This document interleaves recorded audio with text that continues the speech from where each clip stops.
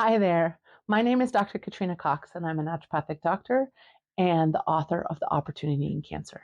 Today, I'd like to talk to you a little bit more about thriving and how to address and assess our trauma that could be a roadblock to creating this lasting, thriving life.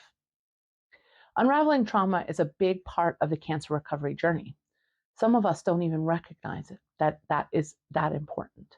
Trauma is a part of the everyday human condition.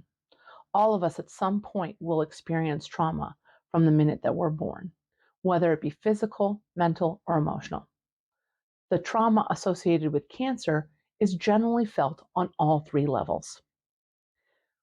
Trauma is so ingrained in the cancer health journey that we've actually coined a phrase called post-treatment syndrome that's related to cancer survivors and their experience with trauma.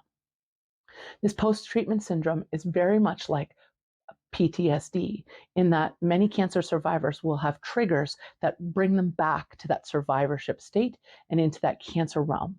Things such as foods that we eat, smells that we feel, even going into the hospitals as being in remission to find out about scan results and maintenance therapies can be triggering.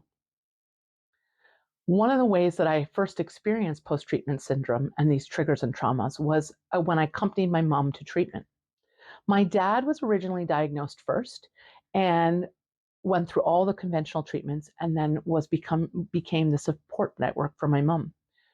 I was lucky enough to accompany both of them to one of my mom's treatments, and in that treatment I saw my dad reliving his experience in the cancer ward.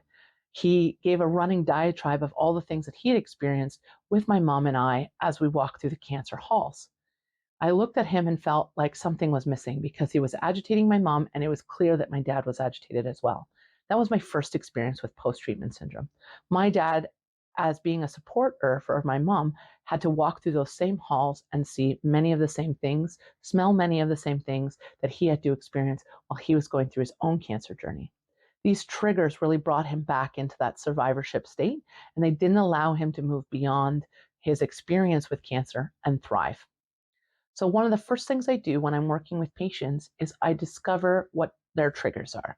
We talk about recognizing them. We talk about remembering how they make us feel, what we smell, what we taste, what we hear. Then we talk about ways to release these triggers so that when we experience them, we have a quick way to recognize that we're experiencing them and then be able to release them. Once we release them, we can work on reconnecting with ourselves. And that's where we're truly in that thriving space. Things that we can do to release our fears or our triggers are using creative outlets such as coloring, building.